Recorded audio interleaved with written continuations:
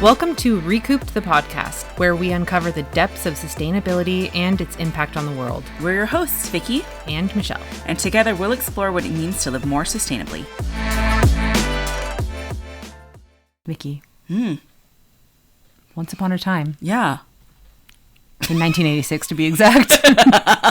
Wait, when? In 1986 to be exact. 1986? That time. Not just any time. 1986. There was a man. a long time ago.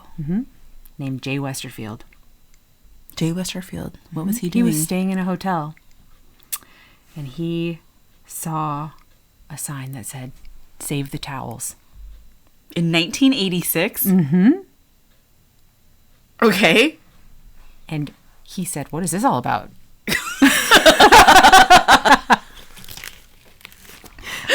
He did a little bit of search, discovered that the hotel was claiming to be eco-friendly because they don't wash all of the towels all the time. Oh, like save the towels, don't wash them unless you need to. And after he did a deep dive search of this Save the Towel eco-friendly hotel, he coined the term greenwashing. Wait, what?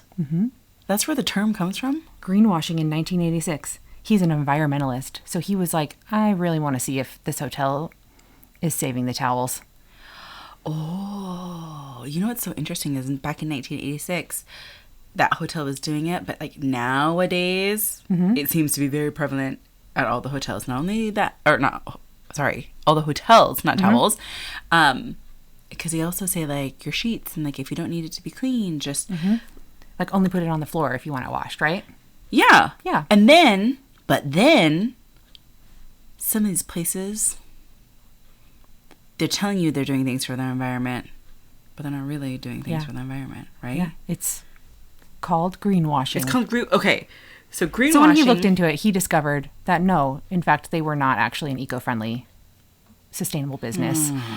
This whole claim of save the towels, we don't wash all of the towels every time. They still, they were still producing a lot of like waste. And it was really more like probably maybe more of a money savings thing for them. So yeah, it was a PR tactic. So basically it was a PR tactic like, ooh, this is a green hotel. What a delight. Yeah. They're eco-friendly. They must be doing saving it right. water. Yeah. La. Oh, that's But no, tricky. he looked in and he read the numbers and he said, no, you guys are still pretty bad. That's tricky. At producing water waste and all the other waste. As an environmentalist, I guess, for his standards of... Have you ever been tricked? Yes. You have? Greenwashing tricked? Yeah. So like as a form, yeah. When I was in Thailand one time, I'm a sunscreen snob. And when I saw the coral reefs there being diminished and they were all dead. Yeah. And learning like sunscreen alone can just take out everything in the water, in the ecosystem there. I was like, okay, I vow now for the rest of my life, because sunscreen is something I have to use for the rest of my life, to start using reef friendly and be really conscious of that's the my sunscreen right thing use. to do.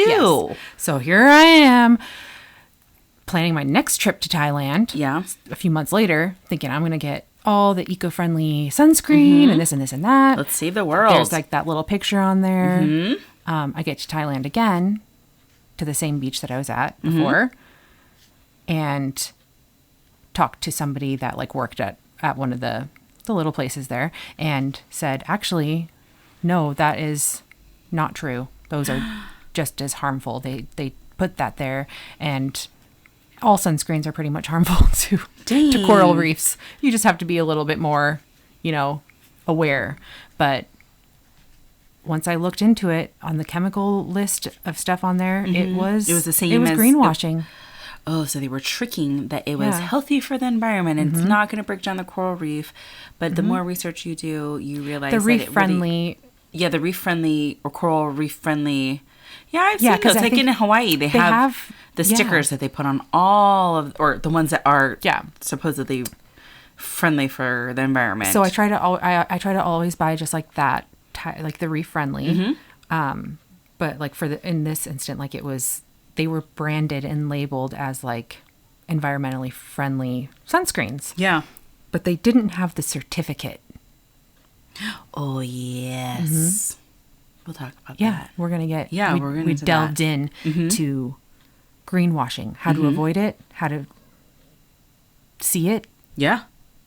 Yeah. No, all this stuff because you could figure it out. We're going to name drop some brands here. Hopefully nobody comes after us. Okay, wait. So before we get too far, though, let me tell you what I found for like the definition, or a nice definition that I had learned about greenwashing. This is from cleaneating.com. Greenwashing is labeling a product as sustainable or green without any concrete evidence of the environmental responsibility or unsupported claims of being environmentally friendly. So basically, you could say anything is basically eco-friendly, or anything that is it's sustainable, or whatever it is, and it actually isn't, right? So like, for instance, your suntan lotion or the sunscreen was, oh, it's eco-friendly, it's marine safe, or, you know, a reef safe, but in actuality, there's no evidence that says that it really is at this point, right? It's PR deceptiveness. It is. It's like yeah, you're right. It's just misleading statements. Yeah. So there's some things that, like, I read to watch out, how to avoid it. So, like, companies will say that they're, like, eco-friendly. Yeah. Which, you know, like, we've used that term too, because, like, saying environmentally friendly, or like, eco-friendly is the term that a lot of places will use, but it's still an unclear language, and there's no terms. Yeah. On the back of the bottle, or whatever it is, the brand that you're using.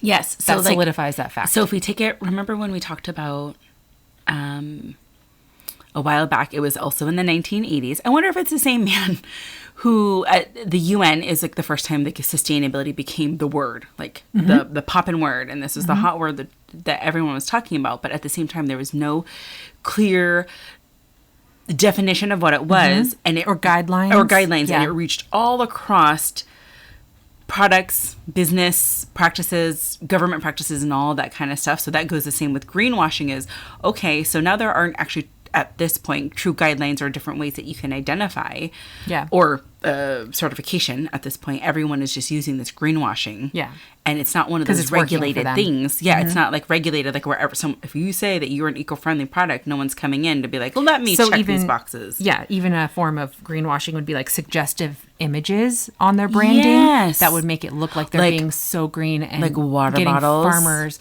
getting produce from farmers and stuff like that, when it's not really. Well, like, I was reading a thing about like, the water bottles that show pristine lakes and rivers and trees and grass, when it's just water, bottled water. Nestle, or taking all the water out of some small town's only water resource. Yeah. Or like companies, wait a second. Car companies touting eco-friendly diesel or clean diesel. I'm going to drop some information here. Drop this information. This was juicy. Okay.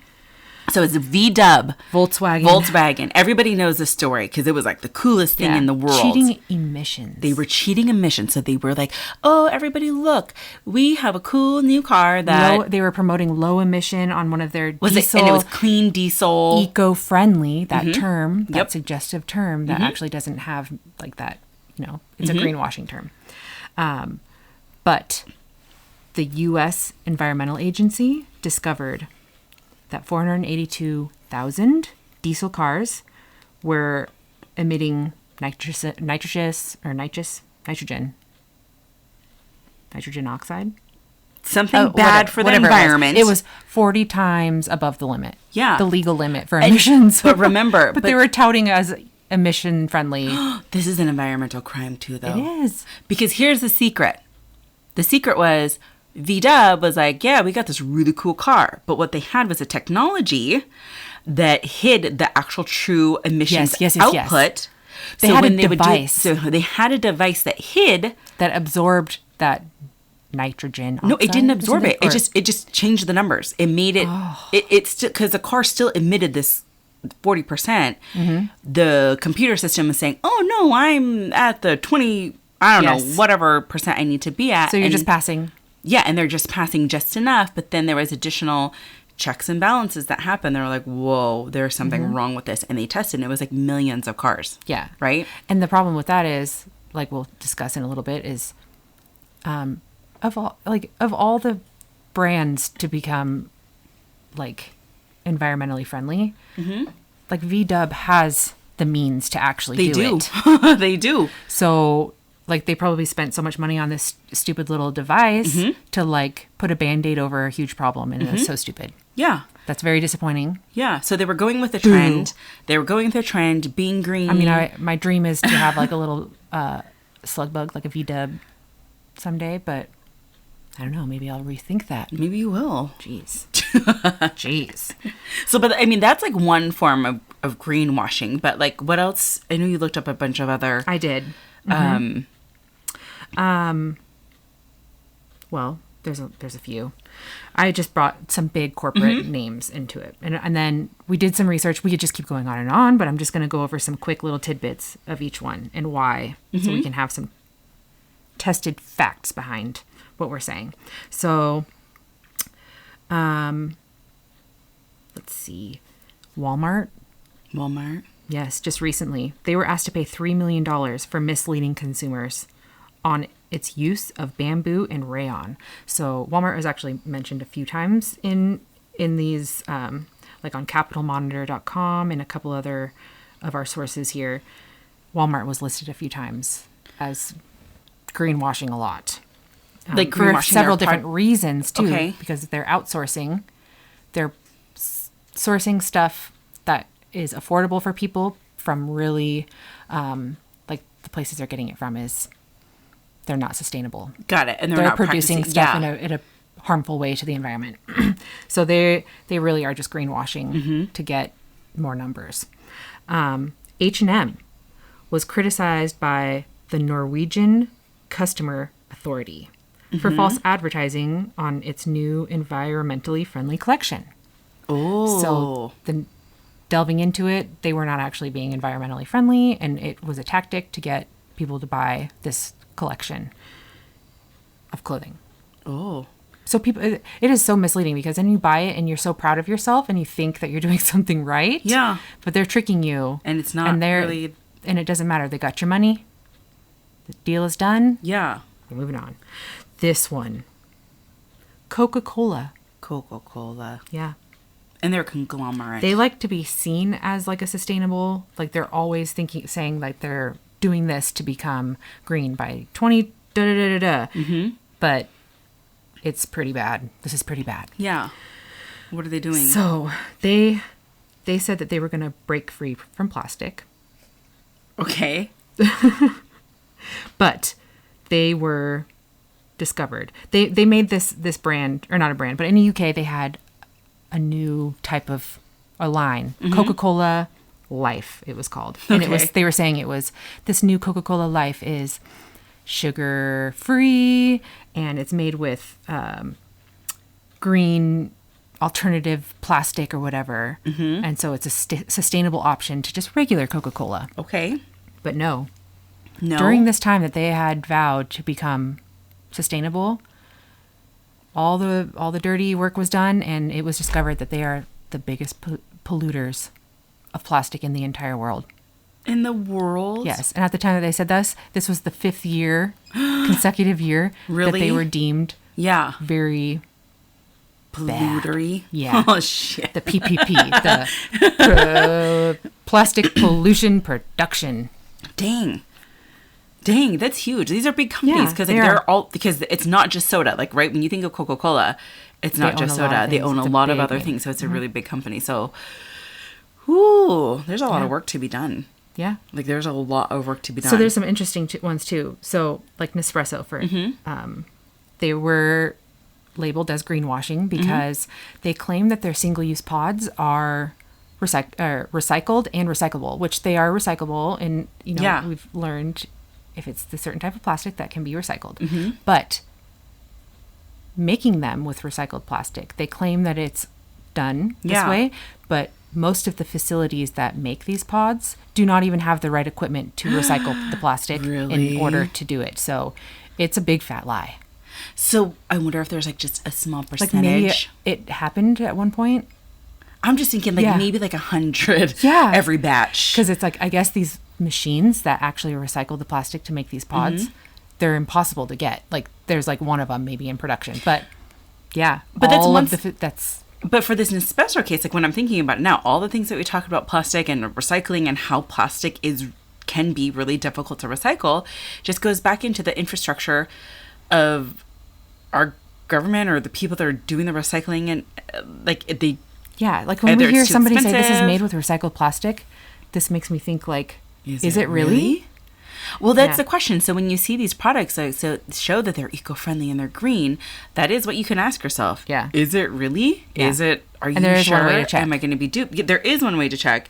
And what's really cool is we found this on, so truth be told, the way that we understood it is there are certifications businesses, companies, they can get, but they don't come to you and check you. So you can get the certification to be a green, eco-friendly company and that you can truly be certified for it.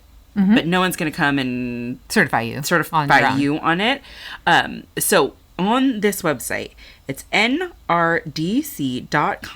and then you can look up about greenwashing, and then there's links on their website about how to find out about greenwashing. But something that was really cool that I was able to find was that there are certifications to look for. So things you are probably familiar with is you'll see a little label on food that's like USDA organic, or the little thing with a butterfly on it. This is non-GMO verified. For clothing, for like textiles, there are certifications for like cotton, and there's one called GOTS, which is Global Organic Textile Standard, Blue Design approved. So like there are ways that you can look for it, and you just have to look it up to know what the certifications are. But in general, there are certifications for food, appliances, paper products, clothing, cleaning and beauty products, ethical labor practices, and overall sustainability. And something to consider, overall sustainability, is when you see little notifications about certified B corporations or being a B Corp, or certified Cradle to Cradle, which is a company that you can also look up to see if these other companies are... or to see what companies are certified, right? Yes. And then there's Green America, which is an overall sustainability. So for like my approach or like my tip would be like, because it would be a lot of information to be like, I'm going to the grocery store today. I have an hour and I want to make sure I'm not being greenwashed. Yes. I think maybe my type of overhead research would be like just looking for ones to maybe avoid. That's, yeah. So if I would probably go to Cradle to Cradle. Cradle to Cradle is like, you can look the list of companies that do use greenwash, like that work is already done. Those people put in their research and found the ones that have been accused and actually have greenwashed. Those are not safe companies to support for our environmental impact. So that would probably be like what I would do instead of trying to find like making sure everything that I'm buying has some sort of certificate. I would just avoid certain ones, supporting ones that are. No, I think that's really good, because then again, with the way that we think about it, is sustainable, right? Yeah. Which means practical, which means that not, you won't always know, because the thing is, you don't know. You really don't know, right? And the regulations for it are all a little bit different. So do the best that you can. Find the ones, just pick out a few that you would want to avoid or that you want to support. I mean, that's a good way to go about it. Yeah. I really like that. I mean, it's a bummer that that's what companies are doing out there. I know, and such big companies, because again, like what we were saying, if this is where that change needs to happen at this level, Volkswagen, Coca-Cola, IKEA, Nespresso, H&M, Walmart, these companies, they have the money to be sustainable. And they should be the ones to forge that. Yeah, they can figure this shit out. They can figure it out. They have the means to do it. And then we close the gap also when it comes to sustainability, you know, closing the gap to I like it, actually. Yeah, and it all goes like hand in hand. I mean, like even just IKEA, for instance, like they were outed for falsely claiming the certification for wood approval for what they were using. And actually it was discovered that they're illegally importing wood from Ukraine, and they are such a big part of like deforestation. Dang. A lot. Yeah, they contributed heavily to deforestation, claiming that they were doing it the sustainable way. Yeah. So that's a real big bummer. Well, that is a really big bummer, but there's a lot that you can do in your own homes. So one, try not to get bamboozled, but don't beat yourself up if you get bamboozled, because you know what? These guys are tricky. These guys do a whole lot. These companies do a whole lot to make you feel like you're drinking water from the Alps in the most sustainable, recycled way. With the pictures of the beautiful spring lake and yeah. And so just again, if you all are interested in looking these things up, we found to the website, or one of the websites that really gave some really good, digestible, quick information. If you look at the nrdc.org and look up what is greenwashing, and then on the same website, look up learn to spot greenwashing. This will help you get a little bit closer to not being bamboozled when you're shopping or when you don't fall for those suggestive images or eco-friendly terms. Yeah. It needs to be, you need to be able to read it and understand it. Yeah. Mm-hmm. But just to let y'all know, Recouped, we're not greenwashing. No. We are real sustainable. Mm-hmm. We upcycle. Mm-hmm. Oh, well, that was a good one. Yeah. I like that. I know. And you know what? We could have just gone down the rabbit hole. I know. We could have talked about this for 10 hours, but we don't have that. We don't. So thank you for being with us for 17 minutes. Who knows? We appreciate it. Thank you for listening to this episode of Recouped. I'm Vicky. And I'm Michelle. And if you want to hear more about other industries turning green, be sure to buy us a coffee. You can find the link in the tip jar in the show notes. And also, if you like what you're hearing, be sure to give us a 5-star review and a little feedback. We would really appreciate it. And if you'd like to learn more about what we do and about our business, check us out online at www.recoupeddpnw.com or follow us on Instagram at PNW or Recouped PNW. Yeah.